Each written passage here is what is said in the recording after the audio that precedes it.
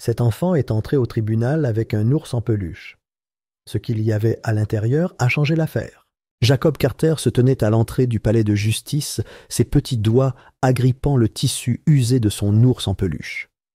Le bâtiment le surplombait, ses colonnes imposantes s'étirant vers le ciel comme des juges silencieux rendant leur verdict avant même le début du procès. Les sols en marbre brillaient sous les lumières crues du plafond, leur luminosité stérile ne parvenant pas à réchauffer l'air lourd qui s'accrochait au couloir. L'odeur du vieux papier, du bois poli et de quelque chose de légèrement métallique emplissait ses poumons alors qu'il avançait d'un pas hésitant, ses baskets faisant à peine un bruit sur le sol froid. Autour de lui, des hommes et des femmes en costumes impeccables se déplaçaient avec une assurance éprouvée, leurs conversations brèves et déterminées, leurs visages durs avec des expressions qu'ils ne comprenaient pas. Les officiers se tenaient rigides le long des murs, leurs uniformes amidonnés, leurs étuis chargés d'armes qui semblaient trop grandes, trop menaçantes pour un endroit où la vérité était censée avoir de l'importance. La prise de Jacob sur son ours en peluche se resserra. Le poids de la salle d'audience, le poids de ce qui se passait pesait sur ses petites épaules, mais il continuait d'avancer. Devant lui, au-delà de la foule de corps qui remarquait à peine sa présence, son père était assis à la table des accusés. Daniel Carter, l'homme qui l'avait bordé tous les soirs, qui l'avait porté sur ses épaules, qui lui avait promis qu'il serait toujours là. Sauf que maintenant, il n'était plus là. Maintenant, il était là, coincé dans une salle d'audience, accusé de quelque chose qui n'avait aucun sens.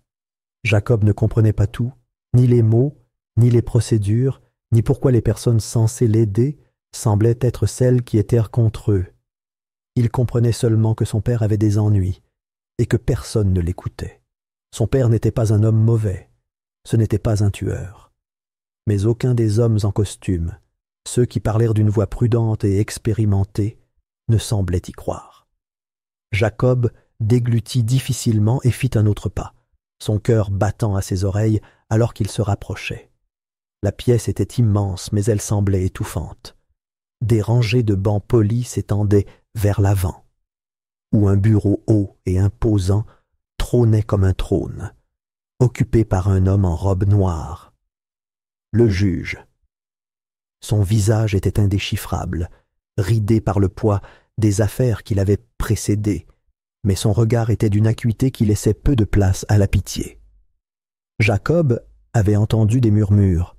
L'avocat de son père, Mark Holloway, avait mentionné que ce juge ne croyait pas aux deuxièmes chances. Il avait la réputation d'être ferme, inébranlable. Pour Jacob, il ressemblait simplement à un autre adulte qui avait déjà pris sa décision. Cette pensée lui fit frissonner le dos. Daniel resta assis, les mains posées sur la table, les doigts serrés si fort que ses jointures étaient devenues pâles. Il ne portait pas ses vêtements de travail habituels. Il ne portait pas la chemise boutonnée qu'il enfilait toujours avant d'emmener Jacob à l'école. Au lieu de cela, il portait un costume qui ne lui appartenait pas, un costume trop serré, qui le faisait ressembler à quelqu'un d'autre. Mais c'était son visage qui troublait le plus Jacob. Les épaules de son père, habituellement fortes, s'affaissèrent légèrement. Sa mâchoire, autrefois carrée de confiance, était crispée. Les cernes sous ses yeux lui donnaient un air fatigué, distant, comme si une partie de lui avait déjà accepté ce qui se passait. Mais Jacob savait mieux que ça. Il connaissait son père. Et il voyait la vérité cachée sous la surface, la frustration silencieuse, à peine contenue, la lutte désespérée pour garder espoir. Jacob ne comprenait pas pourquoi il disait que son père avait fait quelque chose de mal. Il était à la maison cette nuit-là. Il dormait dans son lit, en sécurité sous les couvertures, lorsque les policiers frappèrent à la porte, leur voix forte, leur présence écrasante. Ils avaient traîné son père loin de lui, ignorant ses protestations, ignorant la confusion de son père. Il se souvenait d'être resté dans le couloir, les pieds froids sur le plancher en bois, regardant les policiers tordre les bras de son père dans son dos, claquant des menottes en argent autour de ses poignets. Il avait alors crié. Il leur avait dit d'arrêter. Il leur avait dit que son père n'avait rien fait, mais il ne l'avait pas écouté. Personne ne l'avait écouté. Ils étaient maintenant assis dans une salle pleine de gens qui ne voulaient toujours pas écouter. L'accusation parlait avec assurance. Leurs mots étaient tranchants. Chaque syllabe était lourde d'accusation. Ils qualifiaient son père de criminel. Ils disaient qu'il avait tué un homme de sang-froid. Ils montraient des preuves, des déclarations de témoins, des rapports que Jacob ne comprenait pas. Mais rien de tout cela ne semblait juste. Rien de tout cela ne semblait vrai. Son père n'était pas un tueur. Son père n'était pas un voleur. Son père avait travaillé dur tous les jours pour s'assurer que Jacob avait tout ce dont il avait besoin. Il s'était réveillé tôt, était parti au travail avant que le soleil ne se lève complètement, était rentré tard à la maison, avec les yeux fatigués, mais un sourire qui ne s'était jamais estompé. Et maintenant, il voulait l'emmener pour toujours. L'homme à côté de son père, l'avocat au costume gris et aux rides profondes sur le front, avait l'air tout aussi perdu. Mark Holloway était un homme bon. Du moins, Jacob le pensait. Il avait passé des heures avec son père, à parler à voix basse, essayant de trouver un moyen de se défendre. Mais il manquait trop de pièces, trop de choses jouaient contre eux. Les preuves s'accumulaient et tous les témoins avaient tourné le dos. Peu importait que son père ait juré qu'il n'avait pas été là. Peu importait que Jacob sache au fond de lui que son père ne ferait de mal à personne. La vérité ne semblait pas avoir de poids ici. Seulement des preuves. Et jusqu'à présent, la seule preuve qu'ils avaient, c'était qu'ils appartenaient à l'autre camp. Jacob serra plus fort son ours en peluche. Ses petits doigts s'enroulant autour du tissu doux, tandis qu'il prenait une autre lente inspiration. Son père le lui avait donné quand il était petit, à l'époque où il avait peur du noir. « Tant que tu le tiendras dans tes bras, tu ne seras jamais seul, » lui avait dit son père. Et donc il l'avait gardé, à travers chaque tempête, à travers chaque mauvais rêve. Même maintenant, dans cet endroit inconnu, il le tenait près de lui, comme si d'une manière ou d'une autre, il pouvait tout arranger. Il voulait parler, leur dire qu'ils avaient tort, leur dire que son père n'était pas un monstre, qu'il n'était pas l'homme qu'il dépeignait. Mais sa voix semblait trop faible ici, trop facile à ignorer. Personne n'écouterait un enfant tenant un ours en peluche. Il n'écouterait que les hommes en costume, ceux avec les chaussures cirées et les cravates impeccables, ceux qui parlaient avec de grands mots et des expressions indéchiffrables. Il n'était pas l'un d'eux. Il était juste un garçon. La salle d'audience continuait, le bruit des papiers qui se bousculaient, des voix qui s'élevaient et retombaient, comme des vagues s'écrasant contre la pierre. Le poids de tout pesait plus lourd sur la poitrine de Jacob, et il sentit quelque chose se serrer dans sa gorge. Il ne pleurerait pas. Il ne pouvait pas. Son père regardait. Si son père pouvait rester fort, lui aussi le pouvait. Il resterait assis, ici, silencieux, à écouter, à attendre, même si les murs semblaient se refermer sur lui. Il ne savait pas comment cela finirait. Il ne savait pas si le juge croirait son père ou si les gens de l'autre côté de la salle gagneraient. Mais il était sûr d'une chose. Il garderait son ours en peluche. Car peu importe ce qu'ils essayèrent de lui prendre, peu importe le nombre de personnes qui refusaient de l'écouter, c'était la seule chose qui lui permettait encore de se sentir en sécurité. Et dans un monde qui semblait soudain si terriblement incertain, c'était tout ce qui lui restait. La salle d'audience était une machine qui tournait sans hésitation, sans se soucier des vies prises dans ses rouages. L'accusation avançait avec précision, chaque mot aiguisé comme une lame, chaque phrase soigneusement rédigée pour dépeindre Daniel Carter comme un homme impitoyable, capable de tuer de sang-froid. L'air était lourd de tension, lourd du poids de l'attente, tandis que le procureur exposait l'affaire pièce par pièce, construisant une image de culpabilité qui semblait trop parfaite, trop fluide, comme si l'issue avait été décidée bien avant que Daniel n'ait même mis les pieds à l'intérieur. Au fond de la salle, un écran s'est allumé. Les yeux du jury se sont fixés sur lui tandis que des images de surveillance granuleuses passaient, les images en noir et blanc projetant des ombres sur la salle. La qualité était médiocre. les silhouettes floues. Mais l'accusation n'a pas hésité. Elle a montré du doigt, expliqué, attiré l'attention sur les mouvements d'un homme qu'elle prétendait être Daniel, courant dans une ruelle sombre quelques instants après la fusillade. Il était impossible de distinguer un visage. Il était impossible de dire si l'homme sur la vidéo tenait une arme. Et pourtant, au moment où le procureur a parlé, la certitude a rempli la salle comme un ordre tacite. Ce devait être lui, ont-ils insisté. Qui d'autre cela pouvait-il être? 2 témoins ont été appelés à la barre.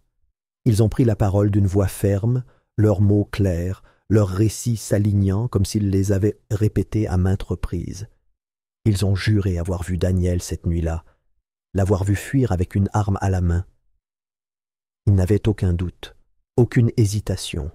Lorsqu'on leur a demandé s'ils avaient pu se tromper, leurs réponses ont été fermes.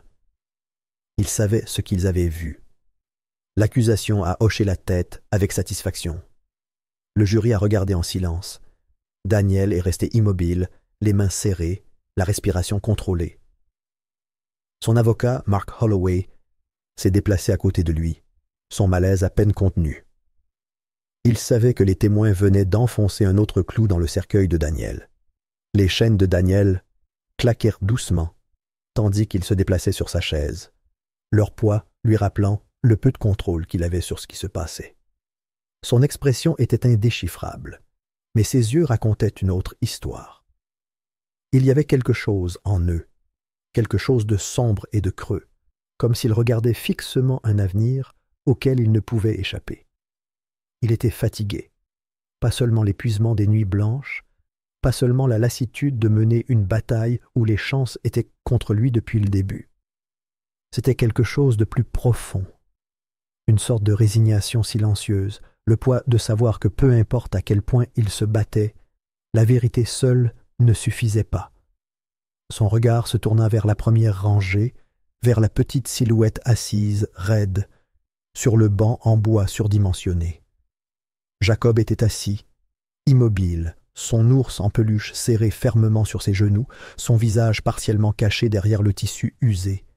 Il ne devrait pas être ici, il devrait être à l'école, en train d'apprendre des choses importantes, en train de jouer avec des enfants de son âge, et non pas regarder son père se faire démanteler morceau par morceau dans une salle d'audience.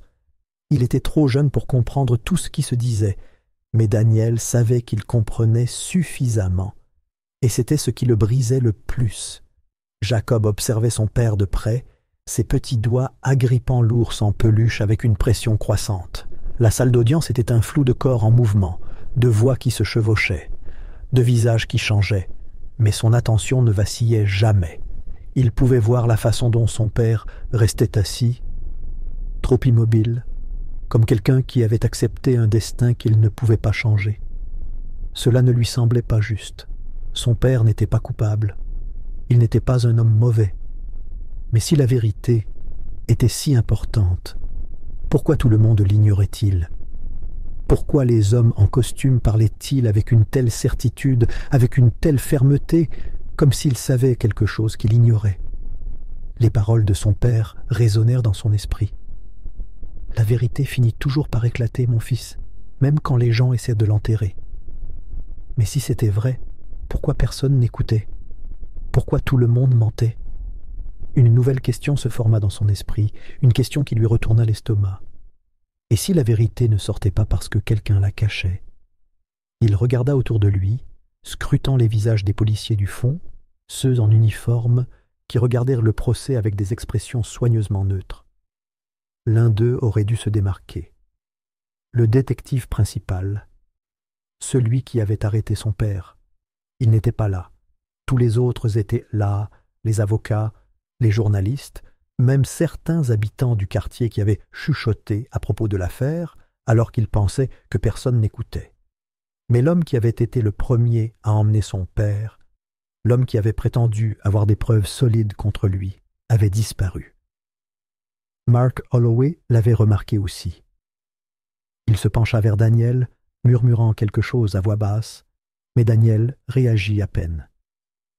Peut-être que cela n'avait pas d'importance. Peut-être que rien n'avait d'importance. Jacob repensa à cette nuit-là, au moment où tout avait changé. Les policiers avaient fait irruption avec leurs lourdes bottes, leurs voix fortes, leurs armes au poing, comme si son père était un homme dangereux qu'il fallait abattre avant de pouvoir riposter. Il se souvenait de l'air froid, de la dureté des lumières lorsqu'ils avaient fait sortir son père de la maison. Mais il y avait autre chose, un moment qui avait été enfoui sous toute la peur. Tout le bruit, un moment qu'il n'avait pas encore pleinement assimilé. L'un des policiers, il ne se souvenait plus lequel, avait murmuré quelque chose à son père alors qu'il resserrait les menottes autour de ses poignets. Quelques mots brefs, à peine audibles dans le chaos. Son père s'était tendu au son de ces mots. Sa mâchoire s'était serrée. Ses yeux brillaient d'une lueur illisible avant d'être poussé vers la porte. Il n'en avait plus parlé après cette nuit-là. Il n'en avait pas parlé à Mark Holloway, n'en avait pas parlé quand Jacob lui était venu rendre visite, mais Jacob se souvenait de la façon dont l'expression de son père avait changé en cette brève seconde, de la façon dont quelque chose en lui avait changé. Les doigts de Jacob s'enroulèrent autour de l'ours en peluche, son rythme cardiaque s'accélérant. Son esprit s'activait plus rapidement à présent, rassemblant les pièces ensemble, cherchant quelque chose de solide, quelque chose de réel. Son père lui avait dit quelque chose une fois, quelque chose d'important. Il lui avait dit de garder quelque chose en sécurité. Un souvenir refit surface, un souvenir qu'il avait mis de côté jusqu'à présent. La nuit précédant l'arrestation de son père, il avait donné à Jacob quelque chose de petit, quelque chose qu'il avait glissé dans le ventre de son ours en peluche avant de le serrer contre lui. Une clé USB. Son père lui avait dit de la protéger, de la garder cachée. Il ne l'avait pas remise en question à l'époque. Il avait juste fait ce qu'on lui avait dit. Mais maintenant, assis dans la salle d'audience, regardant son père se battre dans une bataille où toutes les armes étaient retournées contre lui, Jacob réalisa la vérité. Son père ne lui avait pas donné la clé USB juste pour la garder en sécurité. Il la lui avait donnée parce qu'elle était importante, peut-être même dangereuse. Et maintenant, alors que l'accusation continuait à monter son dossier, alors que la salle d'audience avalait la vérité dans sa totalité, Jacob comprit ce qu'il devait faire. L'ours en peluche pesait lourd sur ses genoux, ses coutures étaient usées, son rembourrage légèrement inégal. À l'intérieur, caché sous des couches de tissu et de fil, se trouvait quelque chose que personne d'autre ne connaissait, quelque chose que son père lui avait confié. Il ne savait pas ce qu'il y avait sur le disque dur. Il ne savait pas pourquoi son père le lui avait donné, ni ce que cela signifiait. Mais il était sûr d'une chose. Ce n'était plus juste un jouet en peluche, c'était quelque chose de bien plus grand. Et pour la première fois depuis le début du procès, Jacob ressentit quelque chose qui se rapprochait de l'espoir. La pause dans la salle d'audience offrit un bref moment de silence, mais Jacob ne ressentit aucun soulagement. Les voix autour de lui devinrent un murmure lointain. Les murs se pressaient, les bancs en bois poli étaient trop durs sous lui. Il pouvait voir son père assis à la table de la défense, sa posture rigide, ses mains immobiles, comme si le moindre mouvement pouvait tout faire s'effondrer. Les chaînes à ses poignets brillaient sous les lumières fluorescentes, lui rappelant qu'il n'était pas encore un homme libre. Le poids de tout ce qui s'était passé, de tout ce qui avait été dit, pesait lourdement sur les petites épaules de Jacob. Il connaissait la vérité, mais personne d'autre ne la connaissait.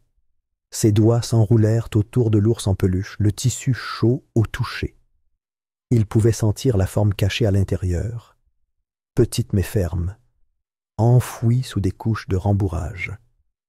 Elle était là depuis le début, et pourtant, ce n'est que maintenant qu'il comprenait son importance. Son père lui avait fait confiance pour la garder en sécurité. Mais la garder en sécurité ne suffisait plus. Son cœur battait fort lorsqu'il jeta un coup d'œil à Mark Holloway. La seule personne dans cette pièce qui se battait encore, qui essayait toujours de briser les murs qui se refermaient autour d'eux. L'avocat de son père avait l'air épuisé, le poids de l'affaire creusant de profondes rides sur son visage. Il était en train de perdre. Jacob pouvait le voir, même si personne ne le disait à voix haute. Si rien ne changeait, si quelque chose ne changeait pas, son père perdrait tout. Ses petites mains tremblaient tandis qu'il prenait sa décision. Au moment où le juge annonça la suspension de l'audience, au moment où la foule de corps s'agita, Jacob se leva. Ses jambes semblaient instables, comme s'il venait de refaire ses premiers pas, mais il ne s'arrêta pas. Il se glissa entre les rangées, naviguant dans l'espace entre les adultes qui le remarquèrent à peine. Son cœur battait plus fort à chaque pas, mais il se força à avancer, jusqu'à atteindre le côté de Mark Holloway. Sans parler, sans hésitation, il tendit les bras et plaça l'ours en peluche dans les mains de l'avocat. Mark cligna des yeux, pris au dépourvu, mais ses doigts se refermèrent instinctivement autour du jouet. Il baissa les yeux sur lui, confus. Puis revint à Jacob. Les yeux du garçon contenaient quelque chose d'illisible, quelque chose d'urgent, quelque chose qui fit s'arrêter Mark.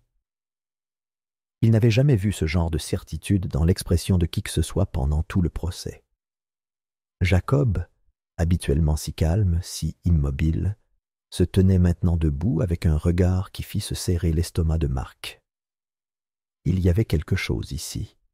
Il ne savait pas quoi, mais quelque chose. Sans un mot, il hocha la tête et s'éclipsa, tenant l'ours dans ses bras, tandis qu'il se dirigeait vers un bureau vide du palais de justice. Une fois à l'intérieur, Mark ferma la porte et posa l'ours sur le bureau. Ses mains planèrent dessus pendant un moment avant qu'il ne fouille dans sa poche et en sorte un petit canif. Avec précaution, il fit glisser la lame contre la couture le long du flanc de l'ours, décollant les coutures avec des mouvements délibérés.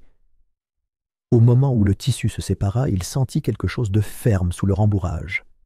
En cherchant à l'intérieur, ses doigts effleurèrent du plastique, petit, rectangulaire, sans équivoque, une clé USB. Il retint son souffle dans sa gorge alors qu'il la retirait, la tenant entre ses doigts. Une clé USB cachée dans un jouet d'enfant. Rien que les implications de cela firent accélérer son pouls. Il n'hésita pas. Se déplaçant rapidement, il traversa la pièce jusqu'à son ordinateur portable, l'ouvrit et brancha la clé dans le port. L'ordinateur s'est mis à ronronner et, quelques secondes plus tard, l'écran a cliqué, révélant un fichier vidéo unique. Pas d'étiquette, pas d'explication. Juste un enregistrement horodaté. Mark a cliqué sur lecture. La séquence était granuleuse, la caméra légèrement inclinée comme si elle avait été déséquilibrée. Pendant un moment, il n'y avait rien d'autre que le son de voix lointaine, une ville qui respirait en arrière-plan. Puis, l'image s'est nette. Une ruelle étroite, des ombres se déplaçant contre les murs. Une silhouette est apparue, un homme, vêtu de vêtements sombres, se déplaçant rapidement. Mark s'est penché, le souffle court, les yeux rivés sur l'écran. Ce n'était pas Daniel.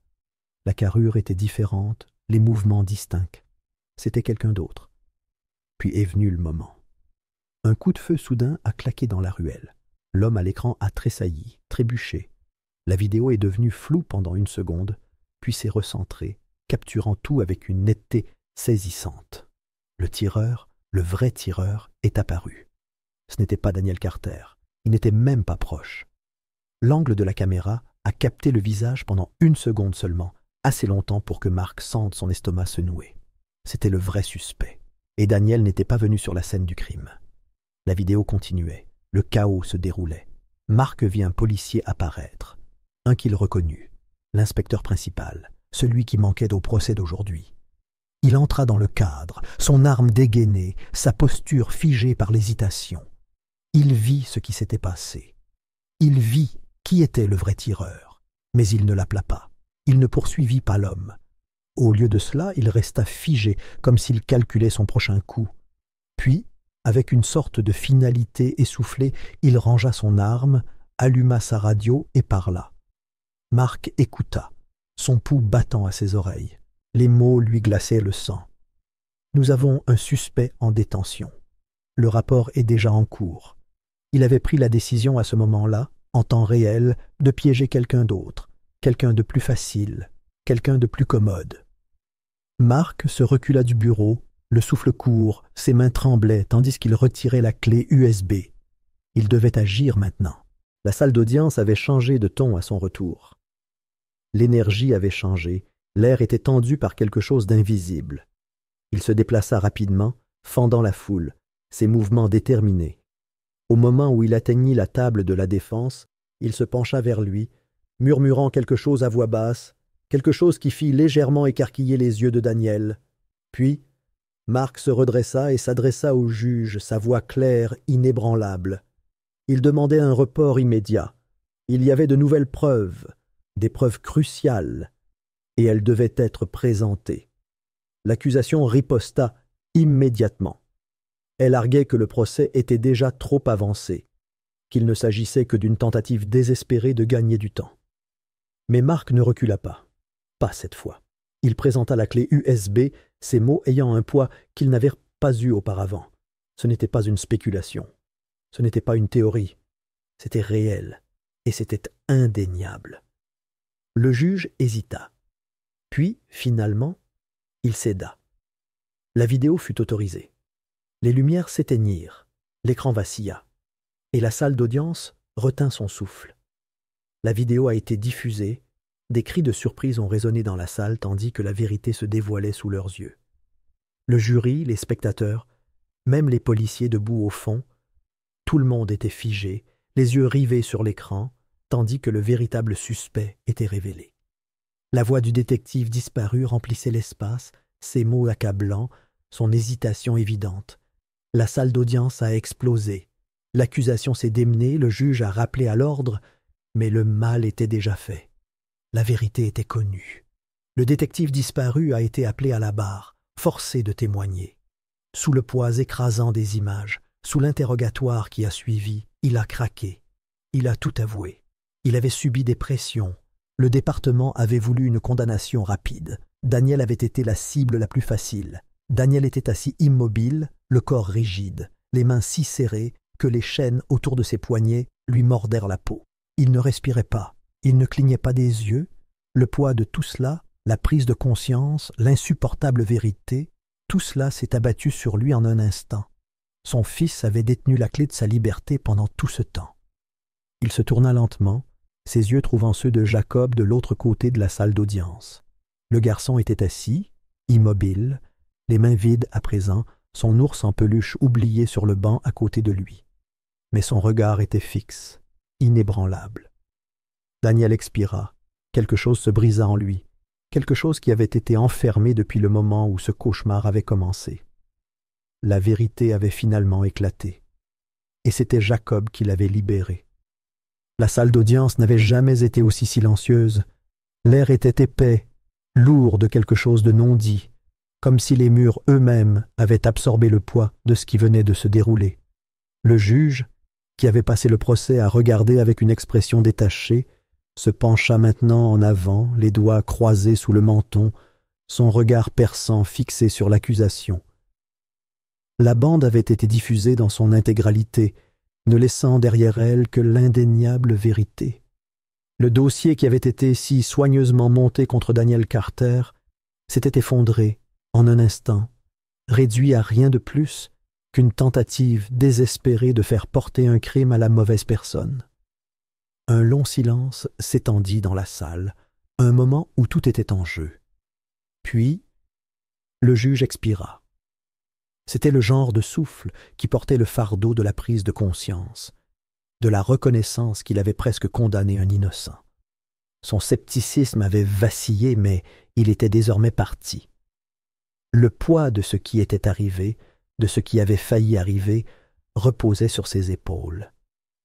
Il tourna son attention vers l'accusation, d'une voix mesurée mais ferme, tandis qu'il s'adressait à eux. Il n'y avait plus d'affaire à défendre. Il n'y avait plus de doute à maintenir. Les preuves, les témoins, le récit qu'ils avaient tissé, tout cela ne signifiait plus rien à présent. L'accusation se débattait pour trouver un terrain d'entente, mais les dégâts étaient trop profonds, trop évidents. Ils avaient reconstruit leur argumentation sur des mensonges, et maintenant ces mensonges étaient exposés aux yeux de tous. Le jury, autrefois hésitant, ne considérait plus Daniel comme un criminel. Leurs expressions étaient passées de l'incertitude à la colère silencieuse, celle qui ne venait que du fait qu'ils avaient pris conscience qu'ils avaient été trompés. Les charges retenues contre lui avaient disparu, et avec elles toute justification pour le maintenir enchaîné. L'accusation a hésité encore un instant avant de retirer les accusations. Les mots furent prononcés d'un ton sec et réticent, mais ils résonnèrent plus fort que tout le reste dans la pièce. La tension qui planait depuis si longtemps, le poids étouffant de l'accusation et de l'injustice, s'évanouirent. D'un seul coup, Daniel Carter était un homme libre, mais il ne bougea pas. Il ne réagit pas. Il resta figé, son corps anormalement immobile, comme si son esprit n'avait pas compris ce qui venait de se passer. Les chaînes entouraient toujours ses poignets, un cruel rappel de la façon dont il avait failli tout perdre. Puis, l'huissier s'avança, sortant une clé. Il y eut un léger clic métallique et les menottes tombèrent. Ses poignets, marqués de légères empreintes là où le métal avait appuyé trop fort, reposaient maintenant nus contre la table. Daniel regarda ses mains. L'absence de poids aurait dû lui procurer une sensation de libération. Mais au lieu de cela, il se sentit instable, comme si le monde s'était effondré sous lui. Pendant des semaines, des mois, cette salle d'audience avait été un lieu de confinement, un endroit où chaque mot prononcé contre lui était un maillon de plus dans la chaîne qui le retenait enfermé.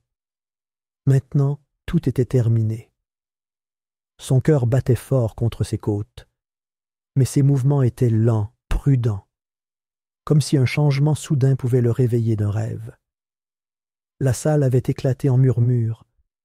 Les voix se chevauchaient alors que la réalité du verdict s'installait. Mais Daniel n'était pas concentré sur eux. Il n'était pas concentré sur le juge, le jury, ni même sur l'accusation. Son regard se leva, traversant la foule, jusqu'à se poser sur la petite silhouette assise au premier rang. Jacob. Pour la première fois depuis des semaines, Daniel regarda vraiment son fils, pas à travers le brouillard de la peur, pas à travers l'épuisement d'une bataille perdue, mais avec la clarté de savoir que rien de tout cela, aucune de sa liberté, n'aurait été possible sans lui. Le garçon était assis avec son ours en peluche, reposant mollement sur ses genoux, ses doigts enroulés autour du tissu vide où les coutures avaient été coupées. Il avait renoncé à la seule chose qui lui avait apporté du réconfort parce qu'il savait, d'une manière ou d'une autre, impossible que cela sauverait son père. Jacob l'avait sauvé. Daniel eut le souffle coupé et soudain, il se mit à bouger. Il sentit à peine les pas sous ses pieds alors qu'il traversait la pièce, ses pas longs et urgents, son cœur battant à tout rompre. Quelque chose de brutal, de bouleversant. On lui avait refusé ce moment pendant trop longtemps. Il avait été maintenu à distance, forcé d'observer derrière des barrières, derrière des règles, derrière des accusations. Mais maintenant, rien de tout cela n'avait d'importance. Jacob eut à peine le temps de réagir que son père l'atteignit.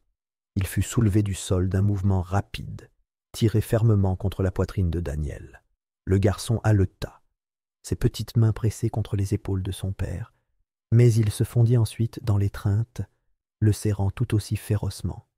Ses petits doigts se crispèrent dans le tissu du costume de Daniel, et pour la première fois depuis longtemps, il se laissa croire que son père n'allait nulle part.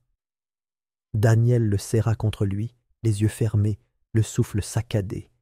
Il avait imaginé ce moment tant de fois, rêvé du jour où il pourrait tenir son fils dans ses bras, sans chaîne, sans mur, sans la peur de le perdre à jamais.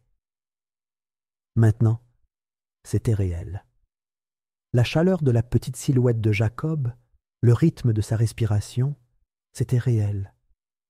Sa voix était rauque, chargée de tout ce qu'il ne pouvait pas dire, mais il réussit à murmurer dans les cheveux de son fils.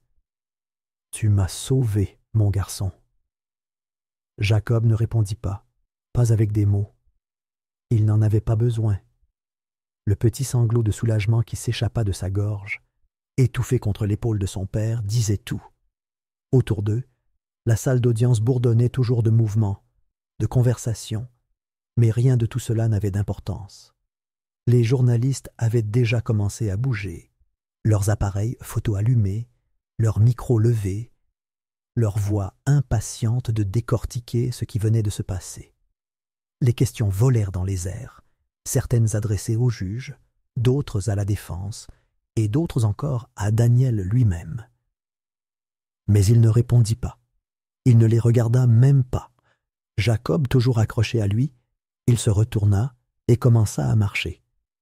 Les portes du tribunal se dressaient devant eux, et au-delà, le monde s'étendait grand, ouvert, libre. Ils pouvaient déjà entendre l'agitation qui attendait dehors, les camionnettes de presse, la foule, la tempête interminable de curiosité et de spéculation. Mais rien de tout cela n'avait d'importance. Rien de tout cela n'avait jamais eu d'importance. Il franchit la porte et sentit la chaleur du soleil sur sa peau pour la première fois depuis une éternité. La lumière était presque trop vive, mais il ne s'arrêta pas. Il ignora les voix, les journalistes qui se rapprochaient, les lumières clignotantes essayant de capturer chaque seconde. Jacob se blottit plus près de son épaule, son petit corps pressé contre lui avec le genre de confiance que seul un enfant pouvait donner si librement. Daniel expira, ajustant sa prise, sécurisant sa prise. Peu importe à quel point le monde était brisé, peu importe à quel point il avait essayé de leur prendre, ce moment-là était quelque chose qu'il ne pourrait jamais toucher. Et tandis qu'il emmenait son fils loin du tribunal, loin du bruit, des caméras, du chaos, il savait que c'était la seule chose qui comptait vraiment.